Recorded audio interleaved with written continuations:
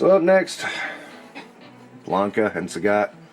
Street Fighter, I mean, I'm not even a big Street Fighter fan, but I really dig this line in these figures. The thing is about these is, I noticed Jada goes in for animated style. And that rocks. I'm glad they do. But it made me realize, too, on the Marvel Legends Gamerverse ones, they don't go for the style. It's just your basic Marvel Legends with paint jobs matching the games, which is, to me, not the game. It's, you know, you can fill in for a comic book version if you need it. Is that bad or is that good? I mean, I'm just saying they don't match up. And I know some people say they do. You can say that. I like these guys, Blanka in particular. I think Blanka looks really good. Love the soft hair. God, every toy company needs to adopt that. That is that's perfect way to avoid the non-movable head on long hair. Perfect. That's it. Soft plastic. Boom. We're done. We don't need to talk about it anymore. We are done. We have it. It is a thing. Let's do this. And, well, maybe they will, maybe they won't. Who knows? Blanka's obviously my favorite. Sagat, I will admit I bought Sagat kind of on a whim because I know the name. I don't know the character very well, but I know the name. And minor regretting it. But it's one figure, so I'm not going to freak out about it. But it makes me rethink my Street Fighter stance. I keep saying I'm only going to get the player ones. I may change that. Not because I don't like the line. Just because, you know, Street Fighter is not the game I love. Mortal Kombat is. Unfortunately, Todd McFarlane has that damn license, so there's not much I can do about it besides sit here and cry. Which is what I plan to do, is sit here and cry. Boo-hoo. At the same time, I mean, I kind of dig it. You know, it's no way I'm going to get rid of him or anything. Nothing like that. It's just, I'm thinking my time with this line might be done. I know they're doing Street Fighter Alpha. I'm kind of like, nah, I don't need to be digging into that. They've done all the figures I know. I still got to get Vega, but then the others, I know they're accurate to the games, but I'm like, I don't know these characters at all. So I only know Sagat from the G.I. Joe Street Fighter line. Seriously, I'd never seen the character in the game. I know he was probably there, but I've only played Street Fighter a few times, and I don't have the fond memories a lot of people have of it, because then I found Mortal Kombat, and I was like, no, this is what I like. So, there we are with that. But all in all, I mean, Jada Street Fighter line is excellent. I love how it goes. I love the attention to detail. I love the smooth motion of the figures. I mean, I'm amazed that, you know, it was basically their first foray into action figures. And they nailed it. I mean, there was a Universal Monsters, Street Fighter. Dude, nailed it right off the bat. I know they've been making toys forever, but, you know, action figure making has some speciality to it. So, I mean, there are companies that have been doing it for decades who still can't get the hang of it. So, you know, I'm really impressed at how Jada came out of the gate and really nailed it. These are not my favorites by a long shot. Again, these are characters I know, but I like Blanka. I always did like Blanka. But still, kind of wanted to have them around. And yeah, I got me a mini Street Fighter display now, and it's kind of cool, and I like it. You know, Jada, get Mortal Kombat so that I don't have to deal with Todd. Jesus. I've just looked at some of the pictures Todd's been putting out. I'm like, no, man, no. But Jada makes me want Street Fighter. You know, Street Fighter makes me want Jada to do Mortal Kombat so much more than normal. So that's where I am with that. Hopefully soon. We can only hope. I mean, I want them to get it before these nostalgia trains really go off the rails, because it's about to. It really is. It's about to. When you have a monster truck freaking Ghostbusters car done unironically. I'm telling you what, if you did that in the Hot Wheels monster truck line, I would have laughed and said, good show, guys, good show. But the fact that they did it in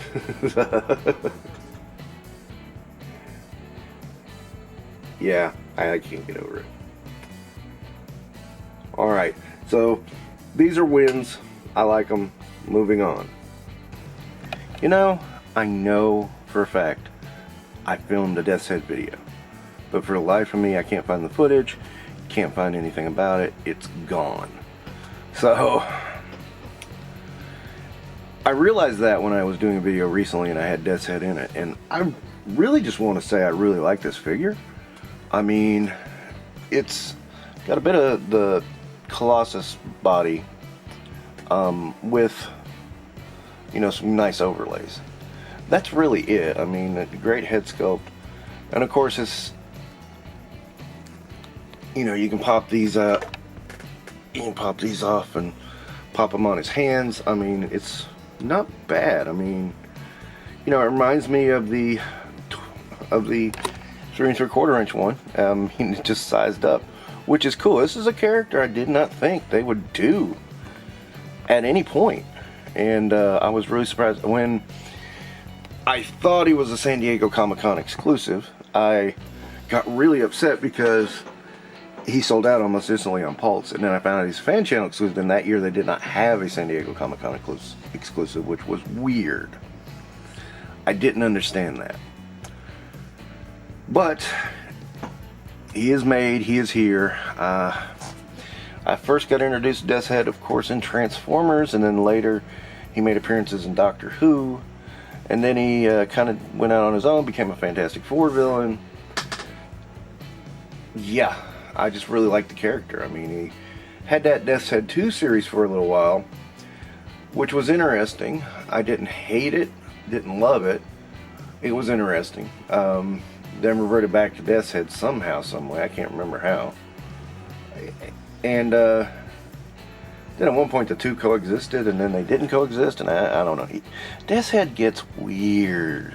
There's a big time travel aspect and a multi-dimensional aspect to him that, you know, his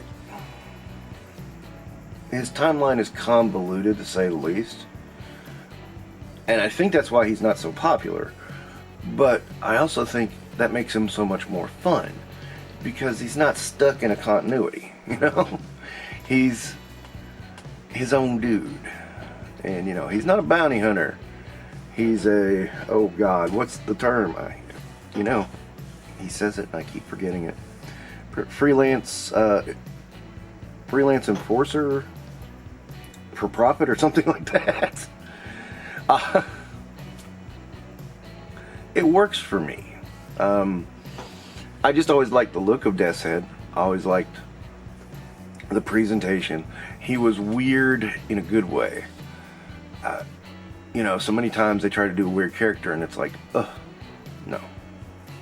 This was, in my opinion, one of the better ones. And you know, they used him very sporadically. It wasn't like he was constantly popping up somewhere. So I think that helped with him too, is that, you know, you didn't get overload like you do with, I don't know, Spider-Man and Wolverine and a few other characters that get overexposure. He was spared that, so that made him a little bit more tolerable too. And part of the reason why I like obscure characters is because they're not overexposed. You don't have as many appearances with them, and you don't have to worry about a whole lot of, even if you want to own all their appearances, it doesn't take that much. Although usually in the scheme of things, even if you try to get every appearance of the character, it's going to cost you a bit, because there's going to inevitably be one issue that you know, bumps up the price tag. But still, I think it's more fun to have these characters, let's say, who, you know, didn't star in every single freaking book. And I think that's what makes Marvel Legends a good line, is that you do get these characters from time to time. I honestly wish they did a few more of them. I think they could get away with doing a few more of them, because this line has a rich history of characters to pull from. That's my opinion and thought on that. I don't mean to tell anybody, oh yeah, well, you know, you're wrong for liking Spider-Man. No, you're not wrong for liking Spider-Man. I don't think you should be buying everything that they slap a spider logo on, because I think that's sending them the wrong message. At the same time, you know, I don't need 100 Spider-Man figures. I already have too many Spider-Man figures. And I didn't mean to, it just happened. I have too many Wolverines, again, didn't mean to, just happened. They put out the most of that characters, those two characters, and, you know, you tend to get a few along the way. I am glad I've got some semi-definitive versions so that I don't have to worry about that anymore. The only time I'm going to get another Spider-Man or Wolverine is in a hostage pack, which is always a distinct possibility. With Death's Head, this is a one and done. I doubt they'll ever do this character again. I mean, it's a shame that, you know, it's a shame because you know toy technology is going to evolve. This is pretty good. I mean, it is pinless and everything, but you know toy technology is going to evolve, and then boom, here we have, you know, a dated Death's Head. But for what it is now, great. But you know, also maybe by the time that updates, we're going to be done with this, because you know, this hobby can't live forever, and you know, the market is fading. We don't like to admit that, because admitting that is A, admitting that we're getting older, B, admitting that things are finite, and probably worst of all is admitting that the next generation is not picking this hobby up. And you can make excuses all you want to. The fact is, this next generation is not. I'm big into iconography. I figured this much out about myself in the past 2 years. I'm very big into iconography. That's why I collect toys. That is what I'm here for. To get physical representations of these characters that I like and love. I don't think kids have that now. I'm not sure where that came from. I mean, it might have came from Star Wars, because I remember wanting the characters but also wanting the aliens. Even though you see them for half a second, I wanted the aliens, and that drove me to keep collecting Star Wars.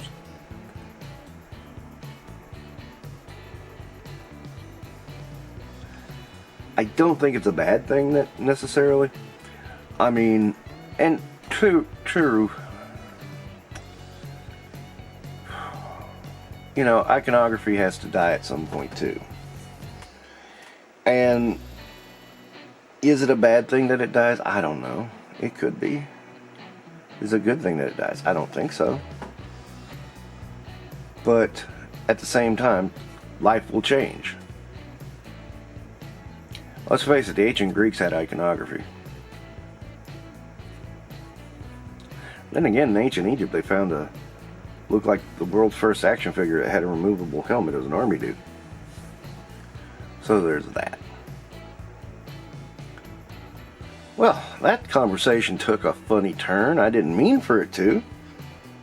I'm not unhappy it did. But at the same time, I did get my Death's Head. I'm happy to have him. He's a fun character. Look into him. You might enjoy him. You might not too. You might go, God, this is stupid. It's all weird and warped and nothing makes sense. I've heard both ways. And in both instances I go, yes. That's a joke. Okay, thank you for watching. Don't forget to do that YouTube stuff so you know what to do because you're smart, because you're lit watching this channel. Only smart people watch this channel. Yes, I said that. And you guys take care, alright?